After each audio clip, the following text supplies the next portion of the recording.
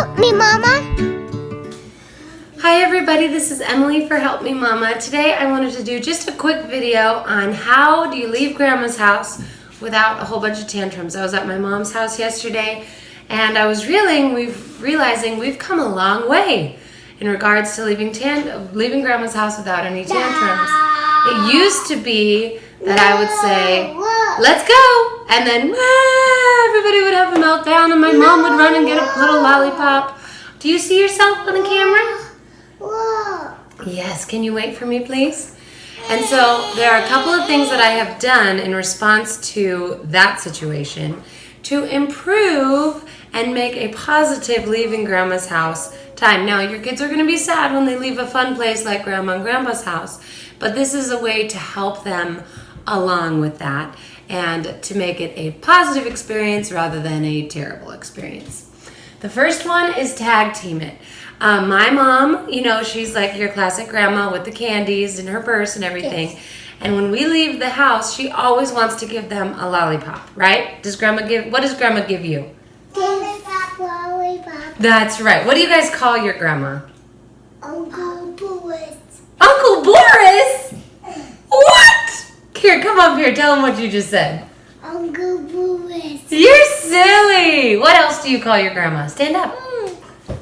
What else do you call Grandma? Uncle Ma. Well, they used to call her Pop because she always gives them lollipops. And so I would be trying to get out the door and my mom would be like, oh, my lollipop. Let me give the baby a lollipop. And in that situation, when they're having a tantrum, I didn't feel like they should get a pop. So I have learned to tag team the situation with her where they get a pop if they're having good behavior before a tantrum occurs, and that is helpful. So if they, if I say, and this is going to learn into the warning, I give them like a 5-minute warning, and whatever they're doing, I have them look at me so they hear me, and they know in 5 minutes we're leaving Grandma's house. So they have that expectation. Now when I say 5 minutes, it has to be 5 minutes. You can't just, ooh, hi. You can't always get to talking and 5 minutes turns into a half hour. They have to have an expectation for that time limit. So if you say 5 minutes, make it 5 minutes.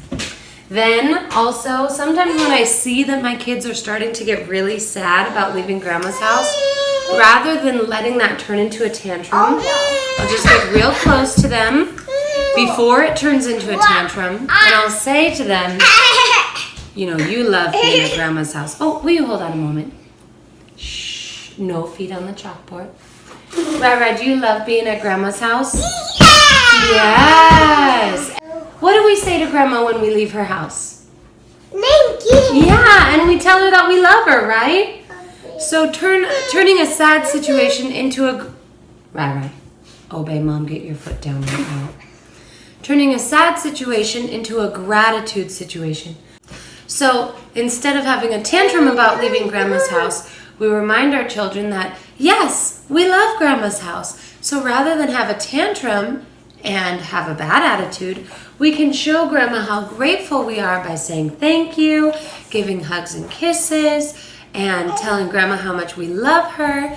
And of course, Grandma will remind them that they'll be back soon. And at that point, when they're still having a good attitude, when they're giving thank yous and hugs and kisses and love, that's when you go to your tag team, that's when Grandma gets to give them a pop.